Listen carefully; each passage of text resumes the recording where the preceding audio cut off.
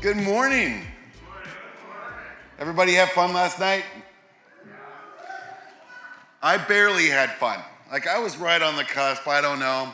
May have fallen off the other side. Thank you guys for being out last night. Thanks for participating in the party. I thought it was an absolutely amazing party with great food. And this week, what an amazing week. We got the opportunity to see people. I hope everybody met a new person. I hope everybody got that one tidbit, or two or three or five. Don't overwhelm your teams when you go home with ideas, but I hope everybody got that, and I hope everybody understands how powerful being together is. And I gotta tell you, face-to-face events, they're back. I am so happy. It's hard to dance virtually with somebody. I think it's hard for some of you just to dance, but we gotta put some dancing shoes on you. Well, today as we wrap up, everybody's gonna go home. Let's continue these connections. Get engaged in an EMP group. Have fun with that EMP group.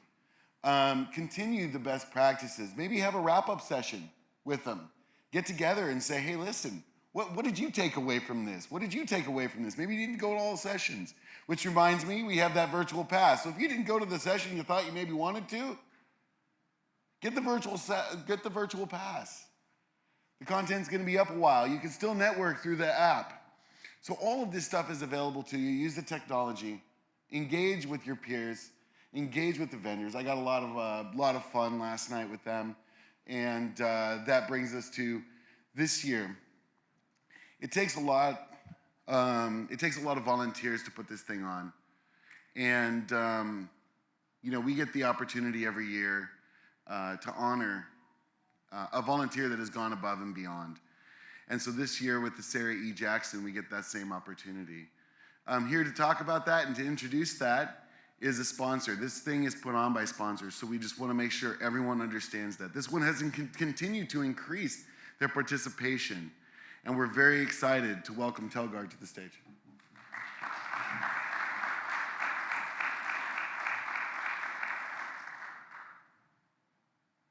Not just what you do. You're a security industry professional. What you do is provide security systems and advice. But who you are is the expert, the person your customers rely on to protect what's most important to them.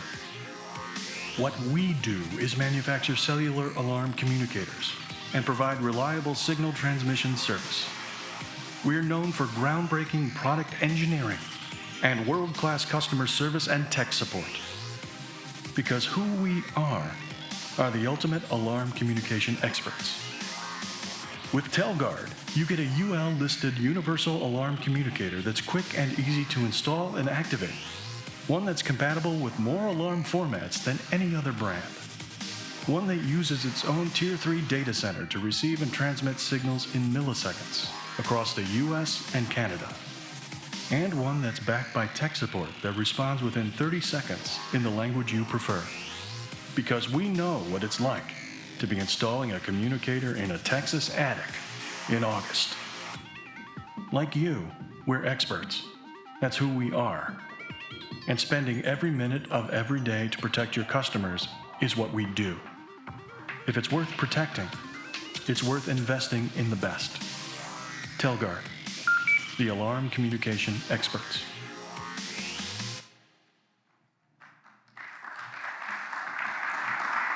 Good morning. My name is Melody. I am the Director of Sales for Telguard. We are proud to be the Platinum sponsor for ESA this year, so we really appreciate that opportunity. I'm hoping that everyone has enjoyed this week as much as we have. We've really appreciated it, and I hope you've all seen success with this week. We are so thankful and appreciate the relationship that we have with the ESA team, and we really appreciate the doors that it opens to meet all the wonderful people that we have here. If we had an opportunity to meet with you this week, we really appreciate it. Thank you so much for your time. If we didn't get a chance to meet with you, it is not too late. It's never too late. We really encourage you to reach out not only to the team that we have here, but we want you to reach out to our customer service team, our sales team, our technical support team back in Atlanta. We love our customers, we love supporting you, and we really hope that you'll reach out, and if there's anything we can do for you, just make sure you reach out and let us know.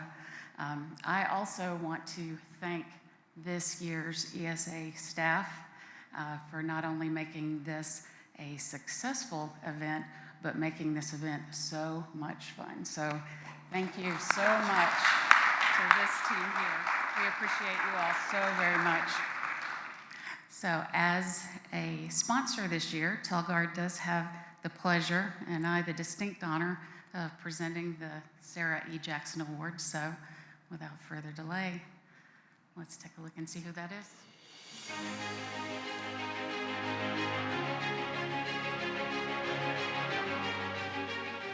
The annual Sarah Jackson Memorial Award has been awarded since 1984 in memory of Sarah E. Jackson, former president of MBFAA and longtime president of the Denver Burglar Alarm Company. Jackson was one of the first members of the association and served as president of the MBFAA from 1950 to 1951. She finished her husband's term after his untimely death in December of 1949. The couple were the third and second NBFAA presidents, respectively. The Jackson's company was recognized as a leader in the Denver area and was among the first to install a supersonic burglar alarm system, a technology the company invested $150,000 in, or in today's dollars, about $1.6 million. DBA even got the opportunity to retrofit the smoke detectors in NASA's moon orbiting laboratories.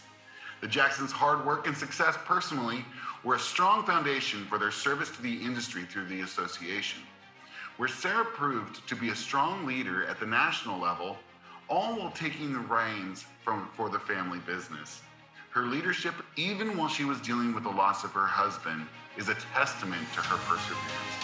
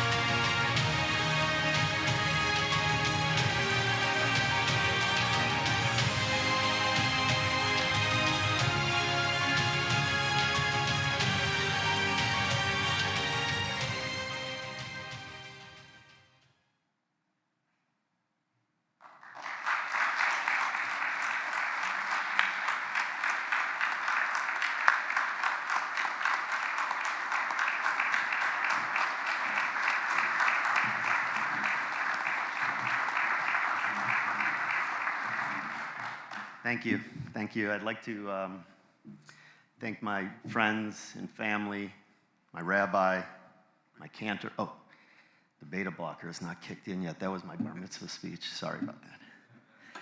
No, it's been a crazy 10 years that I've been involved with the association, just about 10 years. And, met a lot of wonderful people. I want to thank the sponsor, Telgard, for this award. Merlin and staff, the various staff that I've worked with over the last 10 years. Especially though, Angela White and Steve Firestone, who I spent a lot of time with arguing and discussing and figuring out how we're gonna do things. But it's really been a good time, and I'm in my last year on the board, and obviously time for some new people to step up. I'm not a big fan of accolades, and I'm sure there were other worthy people that Jamie could have come up with. This must be the year they let everybody in. But no, I'm very thankful and appreciate the networking and the connections and the brain power that's in this room that has helped myself personally and my company grow and develop. So thanks.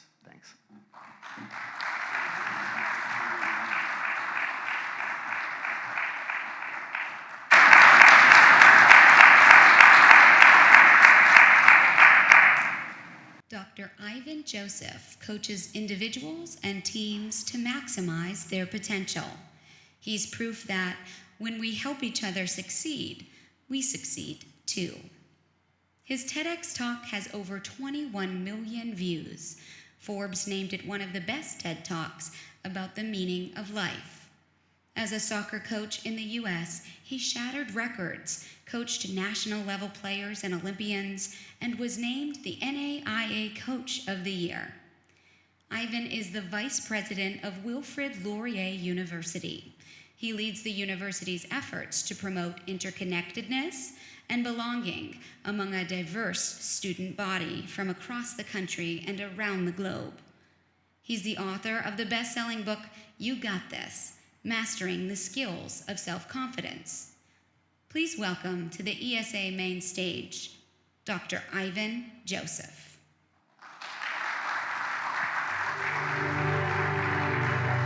Here's to the crazy ones, the misfits, the rebels, the troublemakers, the round pegs in the square holes, the ones who see things differently. They're not fond of rules, and they have no respect for the status quo. You can quote them, disagree with them, glorify or vilify them. About the only thing you can't do is ignore them, because they change things. They push the human race forward. While some may see them as the crazy ones, we see genius. Because the people who are crazy enough to think they can change the world are the ones who do.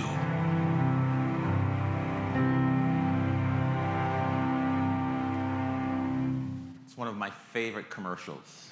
It's from 1997. Not sure if anybody ever noticed that video way back then, shown in the Apple Super Bowl. It was about $1 million, which back then was a lot of money, which is still a lot of money today, but it was a lot of money. Steve Jobs had shown that video after he had been kicked out of Apple. If you remember, he spent 12 years or so away from the board, and the stock tanked. I think it was $1 something, and I wish I had bought some, but that's another story. And when he came back, that was the video that he said, okay, folks, this is our marketing efforts. This is what we're going to be about. This is what we're doing. We're no longer in the hardware, the software, the computer, the binary, the bits and the bytes. We are about this. Here's to the crazy ones, the misfits, the rebels, the troublemakers.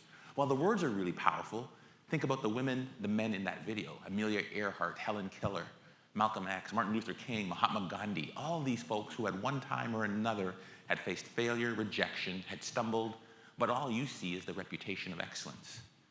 What Steve Jobs was doing in this video was that very last line. Because the people who are crazy enough to think they can change the world are the ones who do.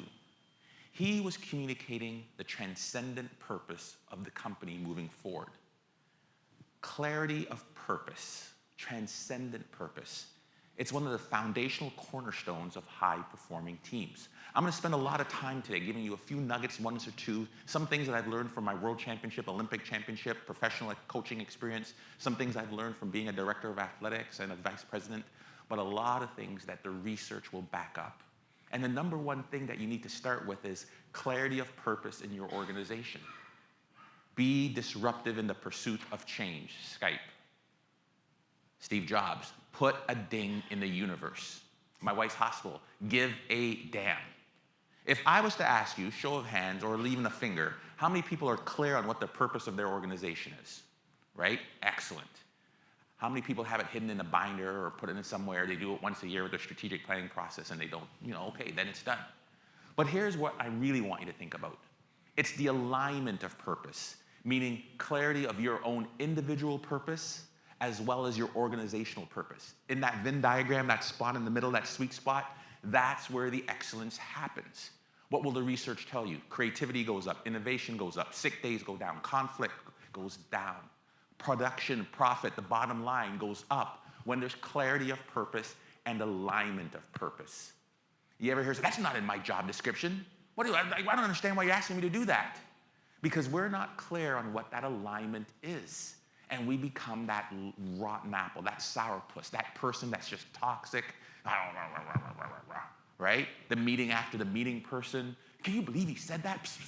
Yes, yes. And they try and bring this group that shifts your culture.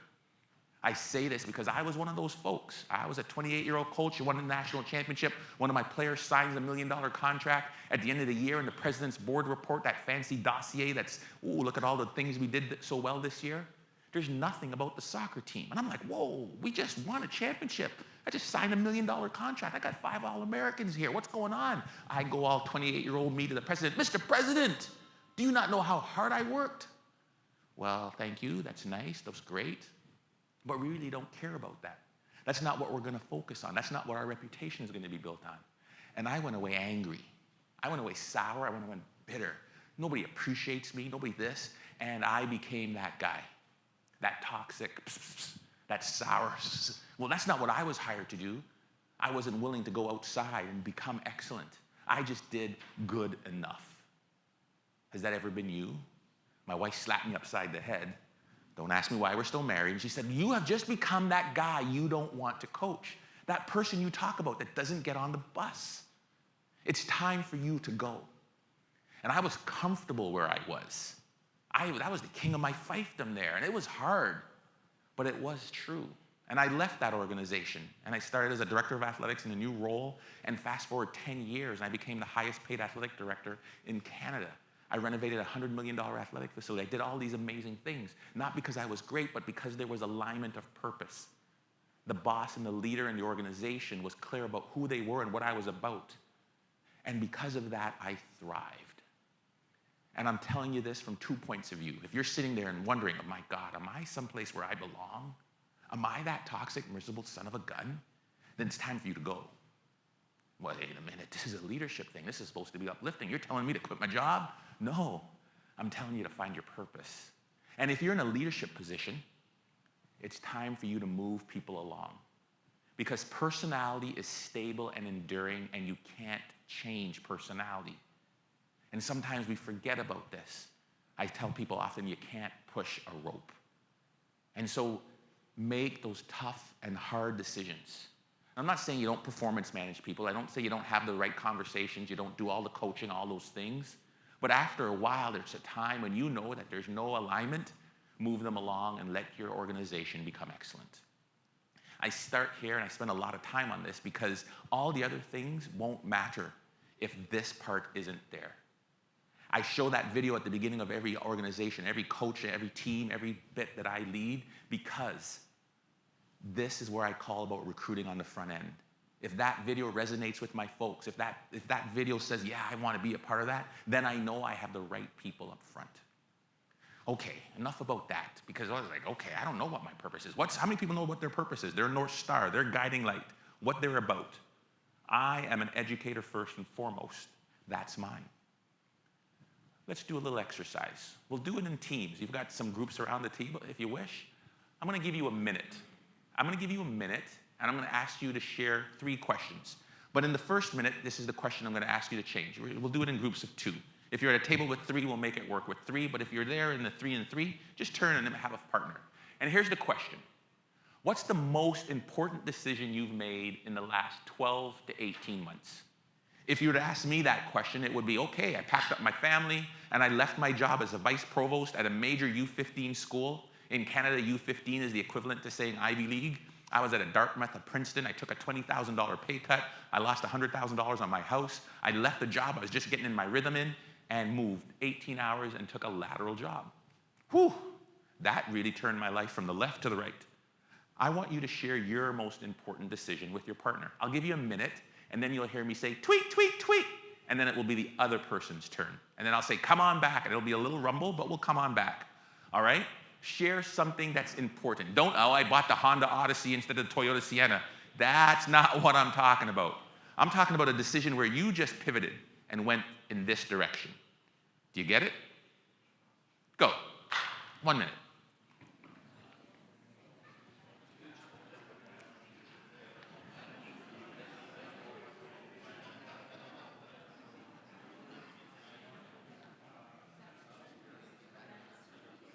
Join the table, join the table. Don't be shy.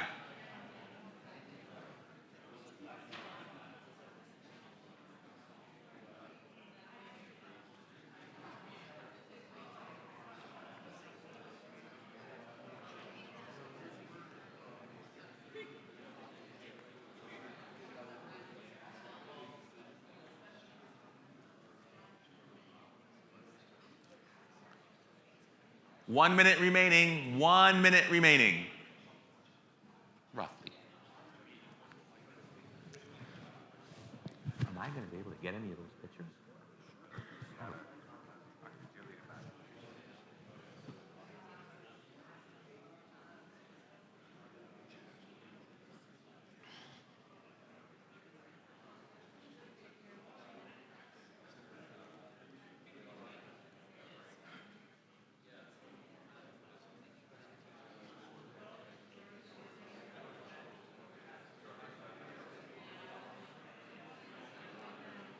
30 seconds remaining. 30 seconds.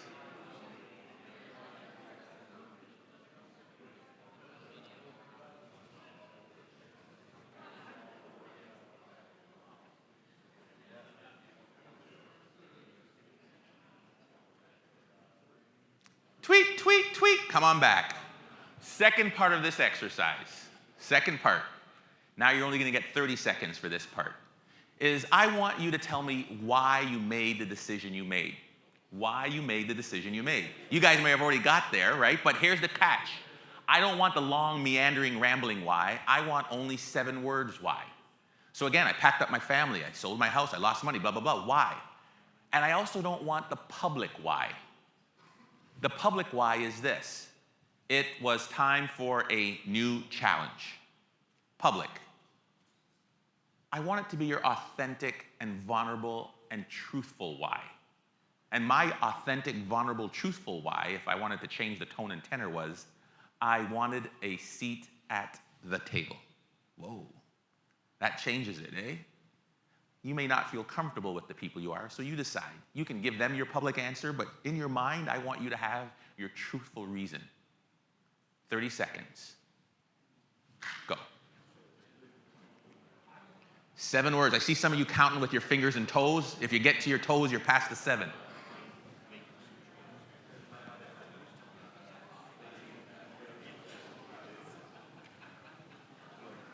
You guys were quick down there, eh? Bam, bam, bam, bam, bam. 20 seconds.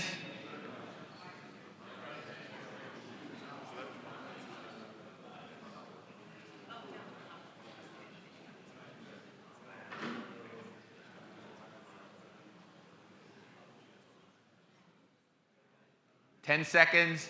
I see you guys wanting to explain your 7 words. It beats the purpose. It's only 7 words. Tweet, tweet, tweet. Come on back. Last part of the exercise. Last part of the exercise. So I've just asked you to go through this. Tell me the most important decision where your life went from left to right. Now here's the next part. 7 words. Why? It was time for a new challenge? No, I wanted a seat at the table. Here's the 1 word I want you to ask you. What is your value? Your value. Boil it down to, if that decision was a why, I wanted a seat at the table, what does that represent from a value? And my value was respect. What is yours? When you have it, you're not going to share it with just your partner. You're going to go around the table and share your 1 word. All right? Don't say money, because money is not a value when I talk to folks. What did money represent? When you have it, go. I'm going to bring you back in 30 seconds.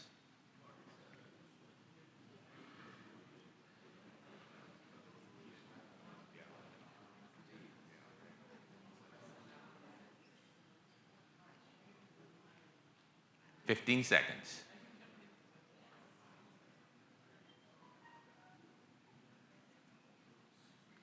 10 seconds. 5, 4, 3, 2, 1. All right, let's just show. You don't need to let me know what your word is, but I imagine these are the words I heard just through my ear. I heard family, I heard love, I heard challenge, I heard growth, I heard development, I heard respect. Those were some of the words I heard just in listening. When we do that exercise about what's the most important thing you did, why, and that 1 word value, here's the most important question I want you to ask in your professional lives right now. How does that look like in your professional world? If my word is respect, what does that look like? Because I want to make sure that it's really there in my everyday operations. When I said respect, what does it mean? It means I get invited to the meeting. It means that my opinion is valued. It means that there's no meeting after the meeting, or there's no meeting before the meeting, if you know what I mean. It means that when I go in and I enter the room, there's a space for me, and most importantly, I feel like I matter and I belong. Think about that. When you have those words of love or family or respect or growth or challenge, it's not enough just to have it and have this vague thing. I want you to think about the behaviors that are tied to that work. Because a high-performing organization and a high-performing individual is clear on this. Because when the things are tough, when the budget is tight, when there's crisis, when there's challenges, there's a North Star straight ahead that says, this is where I'm going. Like the ruts in the Appian Way that have been grooved by years and years of chariot, they know for sure this is my path forward. And they're not caught meandering and trying to figure out which way they go. Don't underestimate how important this is in building that culture of high performance. Then a lot of times people say, okay, you've got purpose, yeah, I'm clear about this, but the next more important thing, let's go. And they think it's goal setting. But it's not. It's this thing called cohesion, how well things stick together. A Wall Street Journal study that was done in the 2000s, and it was actually about a 7 to 10 year study. They looked at the high performing culture of basketball. And they said, we're really interested in figuring out if we can predict who would win the NBA championship. I think it's the Larry O'Brien or something like that. And of course, they identified some variables. What do you think the #1 draft picks would be? Of course, the team with the most #1 draft picks would win the championship. I believe that to be true. No. Okay, then the team with the biggest salary cap. For sure, the team with the biggest salary cap. I believe that. No. Okay, if you come from the big-time college, the Dukes, the North Carolinas, the Michigans, that would be it. Sorry, my man, that too was not true. All-stars, draft picks. I went someplace where you cannot go. You guys, I don't know if there's any black people out there, but I said the team with the most black people for sure would win the championship. What is wrong with you racist white folks out there? Of course you can't say that, okay? That wasn't it either. Do you know who won the championship? The team with the most physical touches between them throughout the season. Fist bumps, high fives, butt claps, chest bumps, hands of warmth, gesture, clapping on the back. You got this. Hugs, affection. Literally the team that demonstrated the most physical contact, gestures, kindness, they were the high-performing teams. Social cohesion and task cohesion. Social cohesion, how well we connect to each other, how well we feel like we matter and we belong, how well people feel like they know us, leads to excellence. We spend a lot of time in that fancy word of onboarding. Do you know this? Do this. Fill out your form, this happens. This is how you do your technical skills. This is how you close a call. This is how you do your training. This is how you do your sales manual. All of that stuff. But your leader said it great when he came on. Isn't it good to be back face to face? Because we are able to connect. It's hard when we can't see the face, the smile. We have lost sight of the most important thing, which is when people feel like they matter and they belong, they are connected. When people feel like you know them, they are connected, and excellence happens. But what have we done?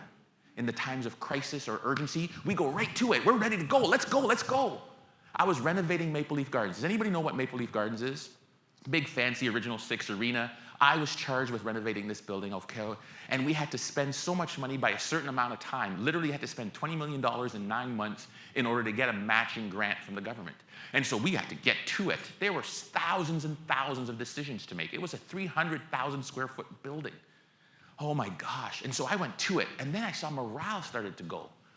I saw people getting more conflict, and that was our jam. We were really known as a tight-knit department. I go to my HR lady, what's going on? People are really tight and tense. There's more conflict. This isn't what I am and who I'm about. What's going on? I said, Ivan, you've went away from what you are and who you're about. You remember when you used to show up at a meeting and the first 5 minutes was, hey, show up with a joke. Everybody go around the table and tell us a joke.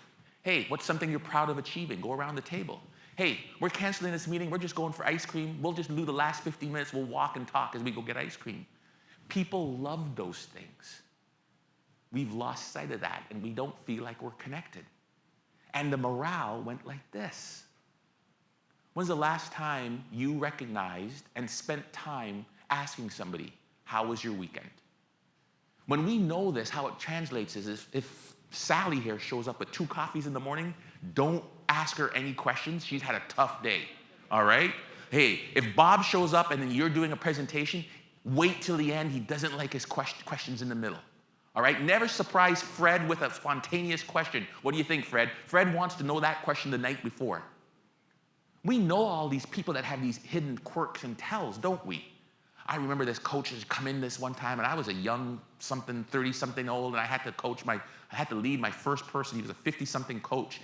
And we came into that meeting, and he was angry. And I got ready to get blushing. I just said, no, don't do it. This is not the time. This is your first thing. This is a new leadership exercise. And that guy was angry at me. And I wanted to go to HR, but I said, sleep on it. By the time I got back in the next morning, that guy was waiting for me at my office. I am sorry. He apologized. He was respectful.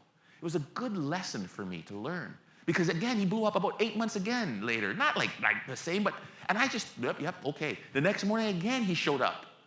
And I got to know his tell, which was I can't surprise him because he's not good at reacting. And I need to give him a little space because he's got a lot of great strengths to allow him to blow up because he'll come back. That might not be a behavior you want to tolerate, but in a high-performance coach that won gold medals at the Olympics, I was able to live with that. That was me knowing really closely what excellence and high performance and all his triggers. Spend time in meetings, leave space in meetings, spend time in engagements. The water cooler's gone, the lunchroom's gone, the baseball league's gone, the bowling leagues are gone. What are you going to do in your company to build relationships? Do you know the most important thing I did was have a potluck? My Christmas potluck is the most widely anticipated thing of the year. Why? Because families are invited and people get to see all the other aspects of our life outside of the work. I was going to cancel it because nobody likes this. What the heck? You can't cancel the potluck? We love the potluck, but everybody complains. No, we're not complaining. Wow.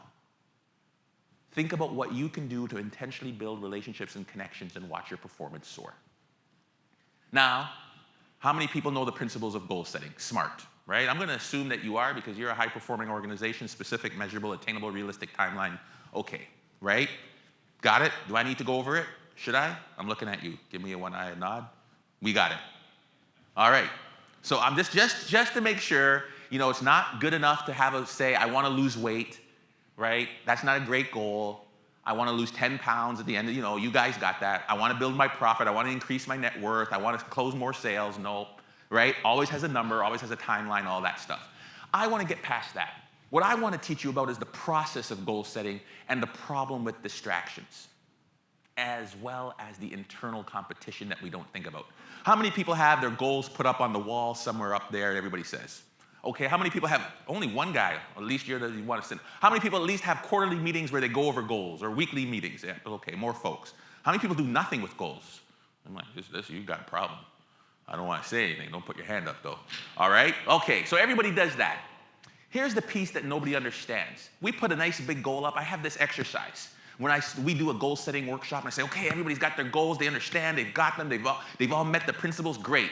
I'm gonna split you folks right down the middle when we've done this exercise. East side, come up with a name. Oh yeah, we're gonna be the East Side Angels, excellent. West side, come up with a name. And they're like, well, we're not be the Angels, we're gonna be the West Side Thugs. Okay, excellent. I'm gonna give each of you folks $1 million. And I'm gonna put it here on a chart, and I'm gonna track it. All right, this is an exercise I want you to do. The goal is to get everyone across. On the floor in between of each of you folks, East Side and West Side, is this grid. This big, long grid that might have 100 squares. Every time you step on the right square, you're gonna hear this. Ding, ding, ding, you get to go. Ding, ding, ding, you get to go. Every time you step on the wrong square, you're gonna hear, eh. You must now go back out the way you came in. Questions? We got it. All right. West Side, any questions? No. If you talk, I'm going to penalize you $100,000. Okay. If you don't go out the way you came in, I'm going to penalize you $100,000. All right. And you can buy a timeout, but it costs $250,000. And anytime you buy a timeout, East Side Angels, the West Sides, they get to use it as well. What? Get out of here. That's not fair. That's our money. That's the way it works. Time starts now. You got 20 minutes. When we got the east side, they're like, dang it, okay, all right. The west side, ding, ding, ding, yeah, ding, ding, ding, yeah. Dang it, you didn't go out the way you came in. And I keep track. And they're watching the money go down. I say, don't forget the goal, get everyone across, the time is doing. Do you want to buy a timeout? It's too costly. No. $100,000, $200,000, minus $300,000. Do they ever make it? Never. Samsung, Coca-Cola, Canadian national team, Guyana national team, doesn't matter who it is, corporate CEOs, gold medalists, never make it in the 20 minutes provided. Why? They didn't have a goal? I put the goal, get everyone across. What? They didn't set a plan. Oh, that's good, right? They could have bought a timeout to get a plan. Those are good ones, though. Excellent. Why don't you think they made it? They didn't work together. The east side and the west side had the same goal. Get everyone across the maze in the time provided. Put up there, just like you have it on your binders or on your walls or in your framed pictures. But they didn't understand that when east side got here across the maze and the west side got here across the maze, how did they turn towards each other? Because there was only one way across the maze. They got caught up in the distraction. The red herring in this exercise was the dollars and me keeping track of the charts. Oh yeah, don't spend that money. Don't spend this, don't spend that. I'm not saying that the money is the distraction in your company, but what it is that how many times do the salespeople and the marketing people confront each other? The administrators and the managers, the facilitators, the workshop, this tech, this client or that client. How many times are you competing within your own organization against each other when you have the same common goal? Who are the people coming to mind right now that you're thinking, dang on it, I am competing with this person? When they win, I win, and we are fighting. We are at odds and at conflict because they want to win. But if they win, do you win? Or are you trying to always do this constant battle? I see it all the times in organizations. And what this is about is not just the internal conflict across the organization, but us as leaders not being aware of what the distractions are. How did this manifest itself in me as a coach? I remember when I came over, I wanted to win this playoff game, because if I could win this one playoff game, the very first round, I got to the Final Four. And if you get to the Final Four, then okay, there's a big bonus. There's a big win. There's people saying you're great. And I lost this one playoff game, this first playoff game, every single time, 3 years in a row. So then I recruit, and I work, and I train really hard, and I bring in some talent, absolutely excellent. And we start winning games, 7-5, 4-3, 8-6. Oh man, that's pretty good. But you know you can't win a championship if you keep letting in 6 goals, 4 goals, 3 goals. So I benched those 2 people that kept making the mistakes, those 2 rookies over there. You're not gonna play, and I'm gonna just play these veterans. And we kept winning games now, 1-0, 2-0, 2-1, 3-0. Okay, we've done it. Now we're on this. Now we're doing something. Excellent. We're going to win that first game of the playoff that we keep losing. And the night before, what should happen? A bell ringer lab test in university. And I've got to bench or sit these 2 players out because they got to take their anatomy test the same time my playoff game is happening. And we end up losing. We end up losing the game because these 2 guys that hadn't played in a long, long time, the ones that were making a mistake at the beginning, I put in the game. And sure enough, they screwed up and we lost 3-2. Whose fault? Just who you, man? You're right. It was my fault. Why was it my fault? Because I got caught up. I got distracted. When we started winning games, I got caught up with my ego or my pride or maybe another Coach of the Year award or maybe getting those guys recognized for this or maybe the record. It didn't matter all these things along the line. What mattered was the process of being prepared to win that final game. What are the distractions that are keeping you from your ultimate goal? Where sometimes there's a dip that's needed. Sometimes there's a learning that's needed in order for sustainable excellence to happen. If you're not thinking about that, then you're missing the point of long-term high performance. Because long-term high performance doesn't go like this. Long-term high performance goes like this, sometimes it's stable. Because at the end of the day, what you're really interested in is the retention of excellence, not the quick acquisition of excellence. Acquisition is good if you want immediate success. Retention is better if you want long-term success. Okay, So we've got it. We've got the goal setting. We've got this. We've got it. Now we're ready to go out there. And I want you to think about this. And this is about you as individuals. Because a high-performing culture is one thing, which is all those things that we talked about from an organizational point of view. But now I want to talk about you as a high-performing individual. How you interpret feedback is going to be critical to your success. How you deal with failure, adversity, and grit will be instrumental to your success. I'm going to say this. High performers interpret feedback differently. In fact, some might say they're a little bit like the crazy ones, delusional. And I'm like, what's going on? Let me share with you a story about a soccer player named Kyle. Anybody here from Iowa? Nobody from Iowa. I'm from Iowa, right? I came from a town of 1,000 people. No Walmart, no McDonald's, no bar, no stoplights. Like, it was a small town. I loved it. I was the king of my fiefdom. After I won my national championship, I went and I plopped into Toronto, 20 million people, diverse. I'm in charge of like 4,000 folks. Like, it was a huge deal. I used to be in charge of like maybe 10 people and a few dollars, and all of a sudden my budget ends in millions, and I don't know what I'm doing. So I'm like, oh gosh, you know what? I'm gonna coach soccer because I know what to do. I'm not the one time, I'm not the two, I'm legitimately the 6-time coach of the year. Let me build my confidence, let me know what to do.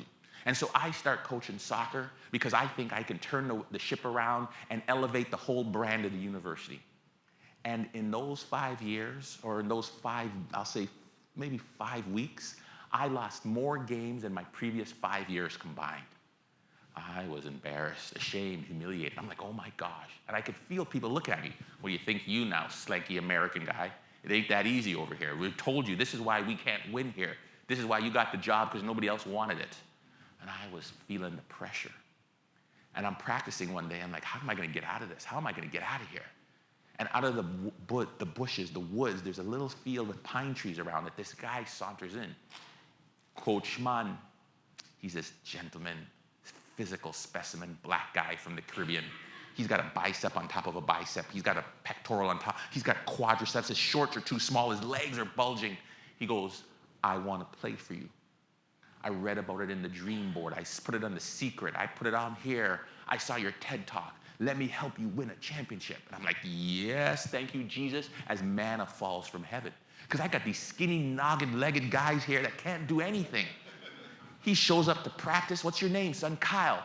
Come on, let's see what you can do. And he walks, ripple, ripple, peck, peck, ripple, ripple, peck, peck. Very similar to myself, in fact. And he goes, why is everybody laughing? And he goes blurring down the field like Usain Bolt, black blur of lightning. He kicks the ball, boom, bam. He is a donkey.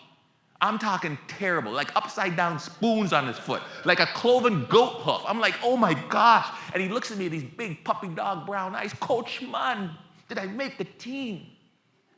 I don't have the heart to break his spirit. Why don't you become the equipment manager, Kyle?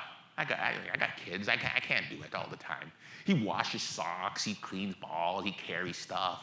Jumps in every now and then in a practice and plays. But his feet are like a rubber tree plantation. Things just bounce all off them. He's like a donkey. I'm the national coach of the year.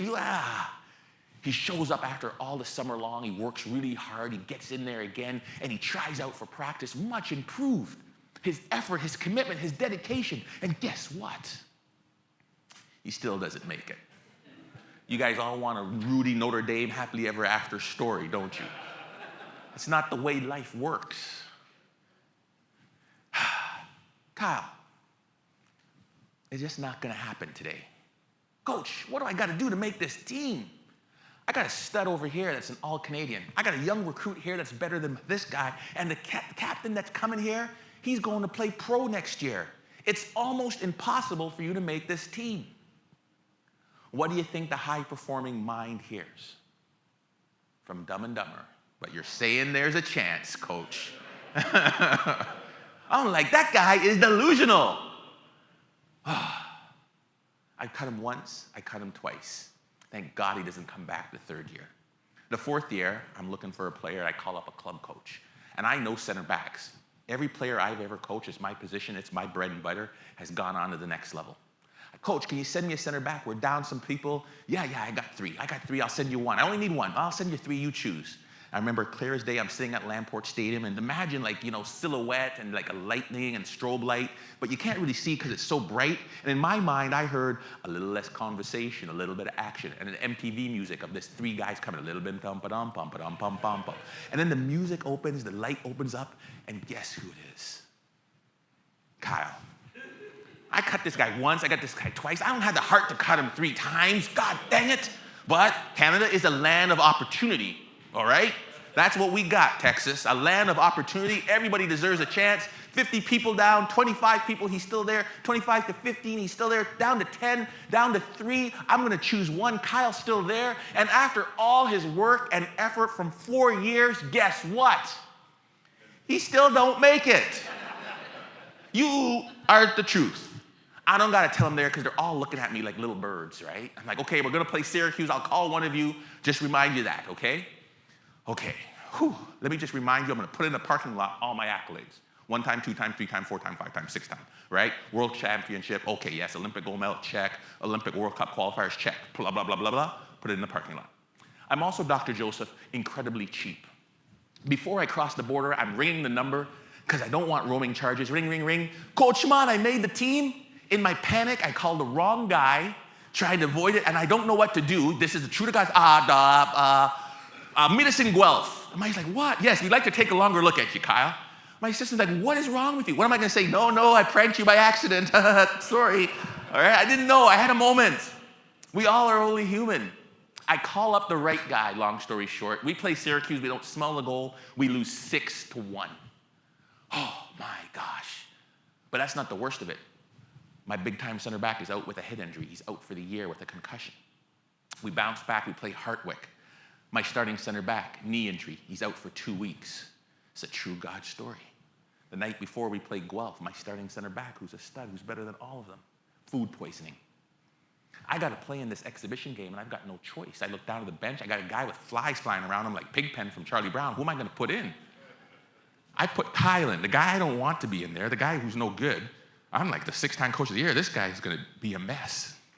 Long story short, he plays like a man possessed. He chases a guy down from behind. He slides. He stops the ball from going across the line, leaves his skin on the turf. There's a tackle going in. He goes, boom, breaks up the tackle, teeth sticking out of his forehead. No man shall pass. Corner kick goes in. He sires. He's like, oh, boom, he knocks it in.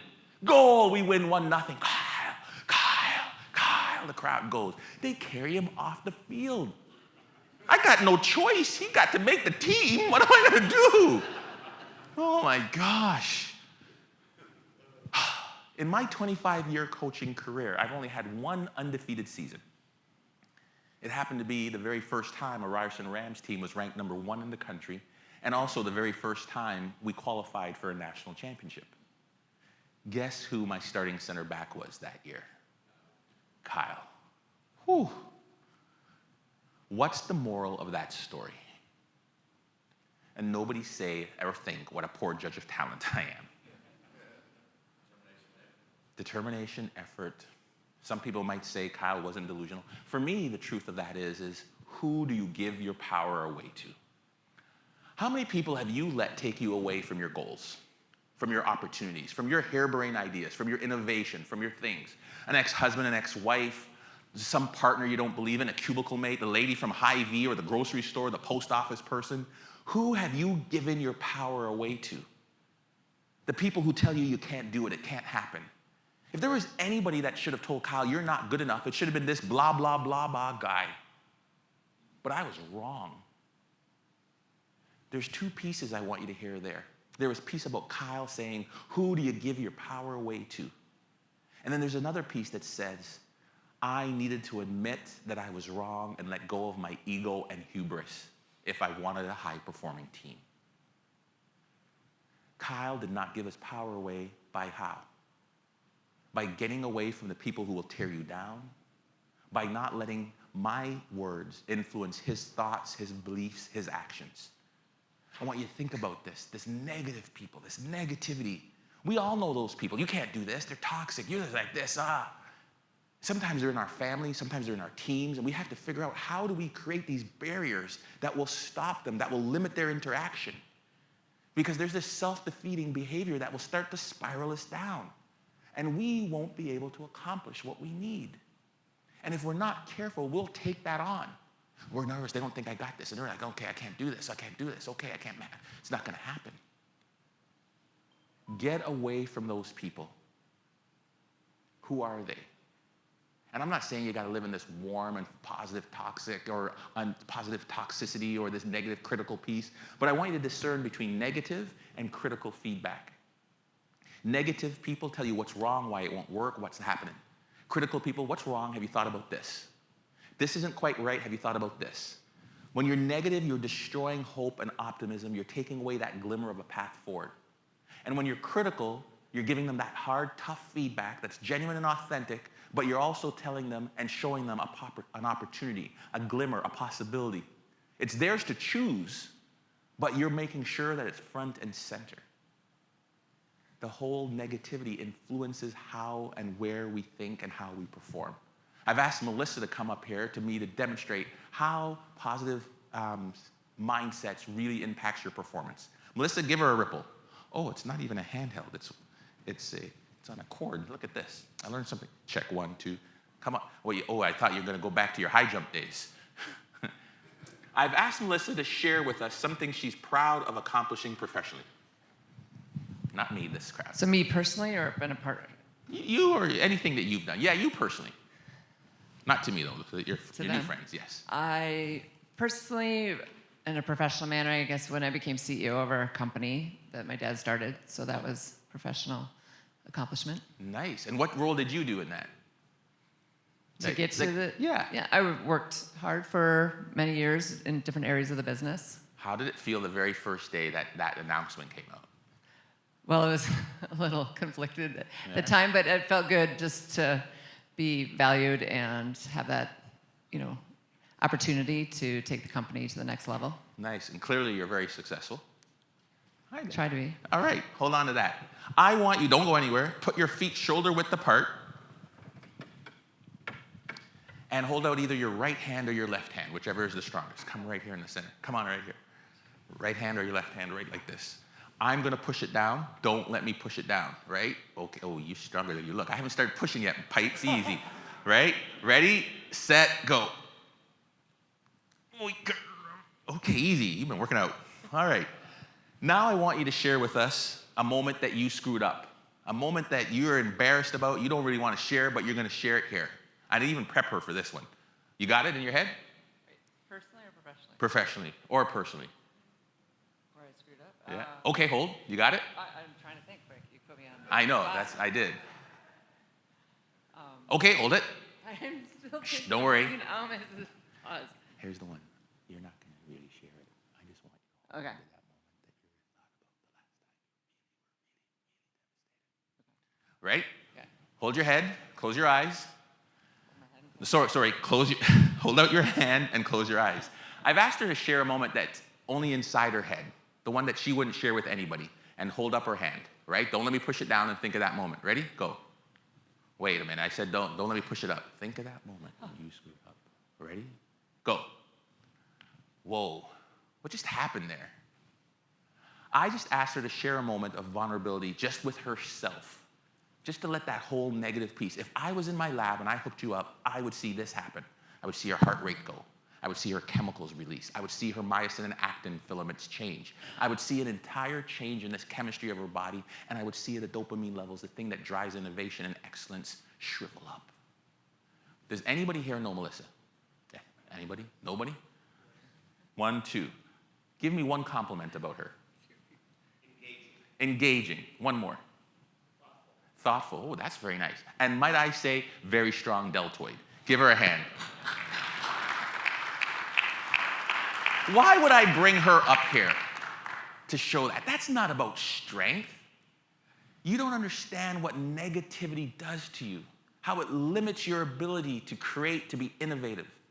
In fact, negativity has shown that for those people, they have higher incidences of second surgeries. They have longer lifespans, or shorter lifespans, and more chronic health injuries, higher levels of stress. Negative thinking. How many people here, I only got the job because I'm a woman. I only got the job because I'm a black man. I don't know why I got the job. I only got the job because it's my dad's company. I only got the job because it was my this. How many people, I don't think I can do this job. I got this promotion. I don't think I can do it. And we start this self-defeating negative cycle. I remember when I was a coach, I got the job. I was like, oh my God, I don't think I know what I'm doing. I don't think I can do this job. Stop it. Do you ever watch a professional athlete when they make a mistake? They point, they clap, they take a deep breath. Why? That's a physical cue to say, live in the moment, to stop the negative thought. In sports psychology, we call this centering. Sometimes you jingle your keys. Sometimes you take a snap. Sometimes you take a deep breath in. Sometimes you point. Stop it. And replace it with a positive affirmation. What are mine? If you've watched my TED Talk, you know them. I am the captain of my ship and the master of my fate. I use that one when I'm feeling overwhelmed. I can learn anything. I use that when I get a new promotion or a new skill set's been assigned to me or something else. And when things don't come easy, nobody outworks me. I am the captain of my ship and the master of my fate. Boom. I can learn anything. Stop it. Nobody outworks me. This isn't about warm voodoo and fuzzy things. Here's the science behind this from Harvard. The science behind this from Harvard says this: 3 affirmations a day if you're into creative problem or creative collateral materials, right? So you've got to put out what's known as marketing material, or you're an artist, or you've got a new marketing slogan, whatever that might be. You are 17 to 19% more productive in what you're putting out there. Lubermowski's study from 2006. How about if you're in a complex problem-solving world? Complex problem-solving. If you're in a complex problem-solving world, guess what? You solve complex problems 27 to 29% faster. Diagnostics, analytics, logistics, that spreadsheet, that haystack problem, that thing is like, we got to be both creative and innovative here. But how about if you're in the revenue generation world? If you're in the revenue generation world, 30 to 35% increase in revenue year after year after year, right? How many people know and use affirmations on the day? There's enough people telling you you're not good enough. Why do you want to tell yourself? Stop it and replace it with a positive affirmation. And here's where sometimes I'll get questions, well, that's so egotistical. That's not, I don't know, that sounds arrogant. No. What you tell yourself is not about ego. That's about confidence. That's about your grit and your resilience. What you tell others, absolutely. Equate it to the kid who wins their track and field meet. They go, they won the ball toss or the 3-legged race or whatever. You get your ribbon. You don't go ahead and put it on there and walk around the track meets like, ooh, first place, second place, yeah. No, you put it in your bag. But when you get home at night, you put it on, you look in the mirror, it's like, yes, I am the greatest. I'm a champ. Because I know what you're telling yourselves. I don't think I can do this. I'm afraid of failing. Holy crap, holy crap, holy crap, holy crap. And that's normal when you get into high-performing teams. Because if you're not saying that a little bit at the times, that means you're comfortable. That means you're not risking. That means you've become good enough. So there must be some level, some little element of fear in there that pushes you. Because that's what drives you to that next level. As I sit there, I want to share with you a story about Clever Hans. I'm mindful of the time, though, so instead, I got these people to pull a stopwatch on me, and I'm not even going to use it, so there you go, because I'm just flapping my lips a little bit. But I'm just going to tell you the story. Clever Hans is this amazing horse.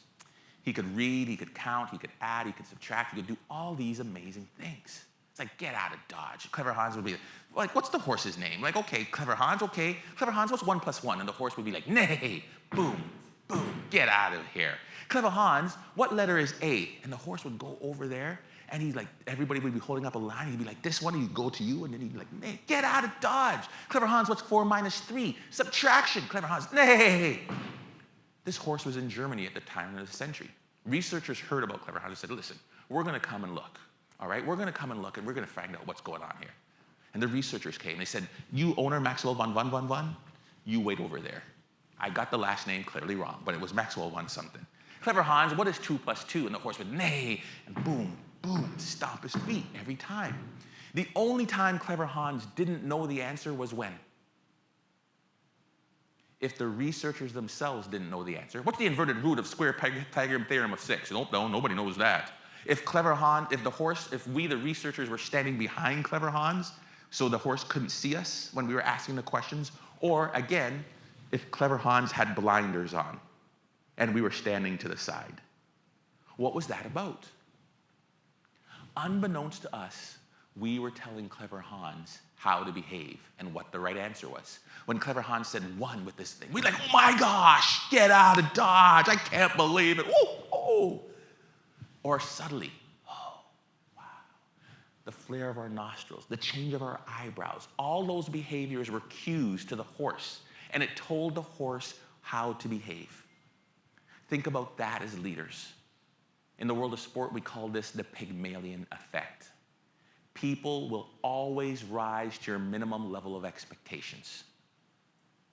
Anybody read their grade 10 English book, My Fair Lady by George Bernard Shaw? The Pygmalion effect. Eliza Doolittle, they put her in there, and as soon as she came from the gutters and the streets, and as soon as they put her in a nice dress and changed her accent and made her drink her tea with her pinky, people treated her differently. If those of you who are not as well read, think Eddie Murphy and Trading Places, right? Same movie. Oh, I got it now, right? Think about that. What does that mean? How does that change? What does that mean as a leader? I remember reading about this. I'm like, okay, I'm onto something here. I was the conference championship coach, and I didn't want to be the best out of 10. I wanted to be the best out of 600. Okay, what do I need to do? And I saw that we had this 2-mile time, 8 laps around the track, 2 miles, 12 minutes was the standard. If you didn't make it, you didn't make the team. I'd have 1 or 2 guys at 10:05, 10:06, and everybody else 11:57, 11:58, 2 minutes. Oh my gosh, 12 minutes, right? It's like, okay, yeah. But I wanted to be nationally ranked. I'm like, let me see what I can do here. I changed my standard to 11 minutes and 30 seconds because I knew that fitness correlated with excellence in the soccer pitch. Everybody complained, but sure enough, every single guy, 11:27, 11:28, 11:29. 1 or 2 guys, 10:05, 10:06. We saw all of a sudden Brock into the first time in the national rankings. We were number 25. I'm like, whoa.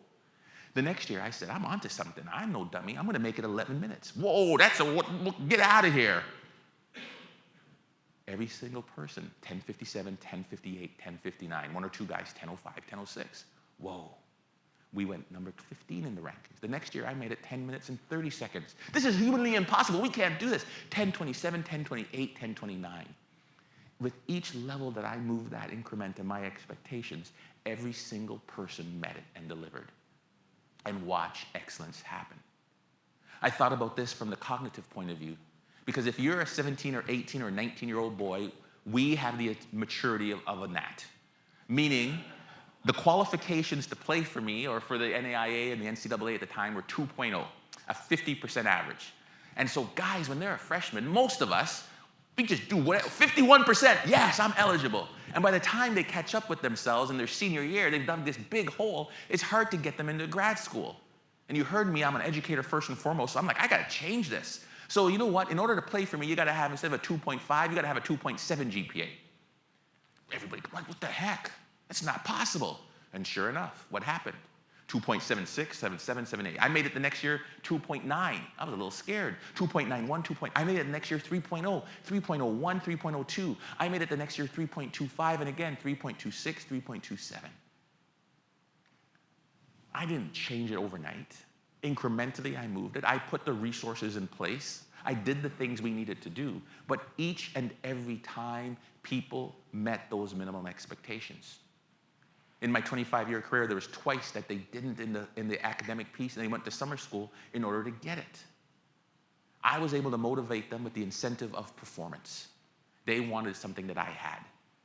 I want you to think about that as you set the higher expectations for your team. But if you're not in a leadership position, I want you to think about this from this perspective. Are you setting the leadership expectations for yourself by exceeding them? Because that is key. Today you learned a whole bunch of small little nuggets. Here's the crazy ones, the misfits, the rebels, yes. The troublemakers, the round pegs and the square holes, yes. The ones who see things differently, absolutely. That last line though is what I want you to hang on to. If you're crazy enough to think you can change the world. High performance isn't about this bottom line. It's not about the dollar. It's about this clarity of purpose that says, I will do this. I love that clarity of purpose statement that your award winner had on the truck. Did you see it? Keeping you safe while you sleep. Short and tight. Who are you and what are you about? Excellence is about being intentional, not ever saying good enough. But if there's only one nugget that you take from my talk today, take this. Believe in yourself, and the rest of the world will too. Thanks, folks.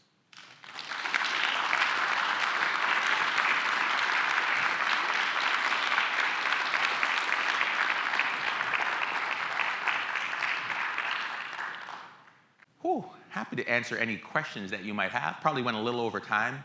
That's why I didn't do the stopwatch. So I want to thank the AV people because I know they worked hard for me to get that ready. So my apologies.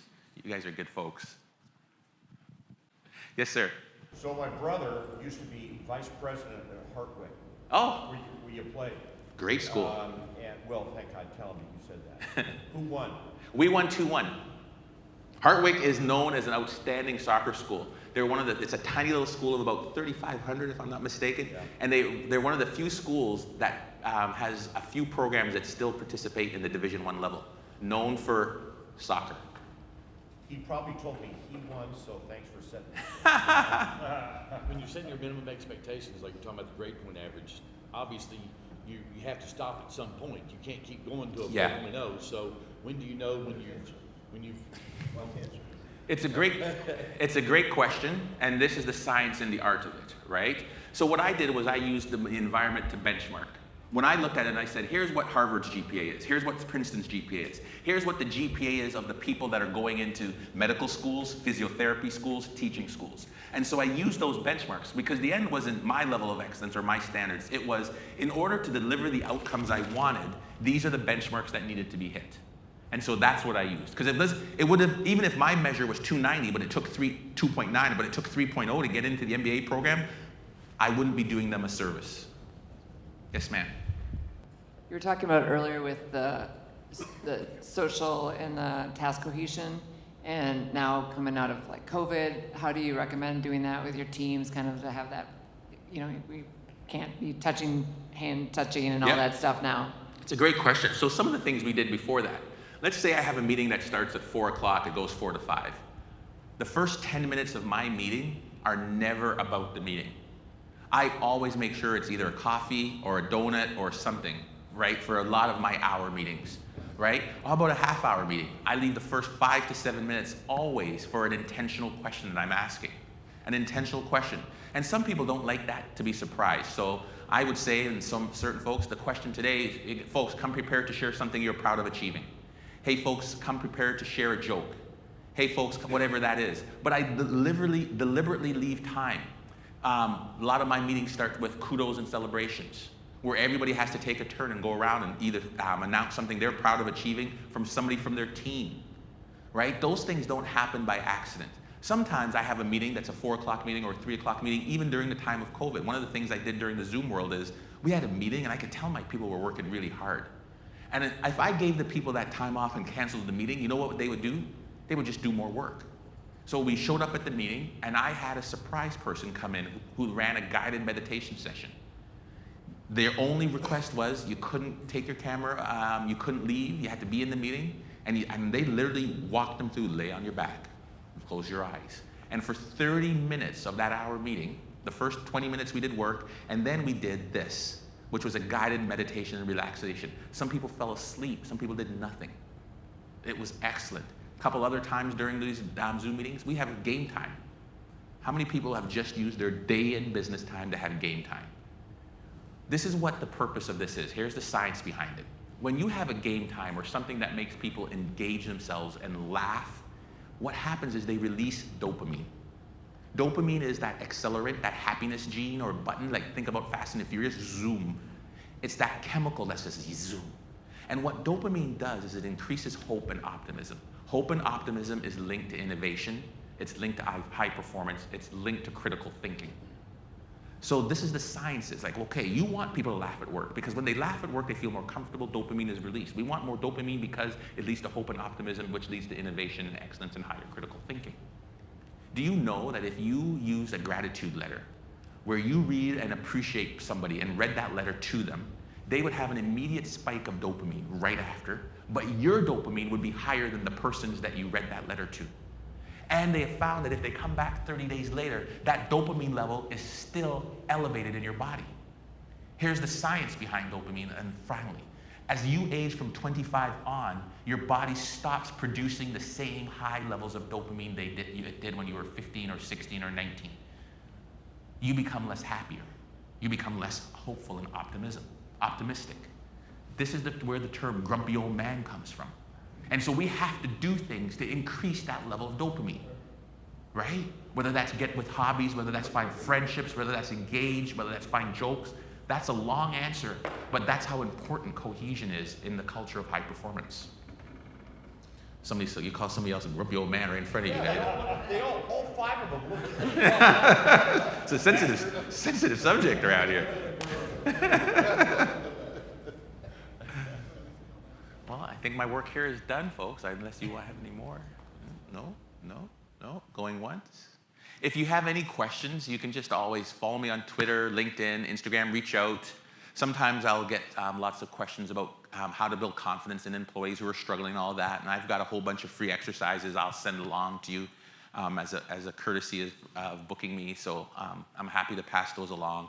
Just reach out to me through any one of those social media channels. All right? Folks, enjoy yourselves. All the best. Thank you.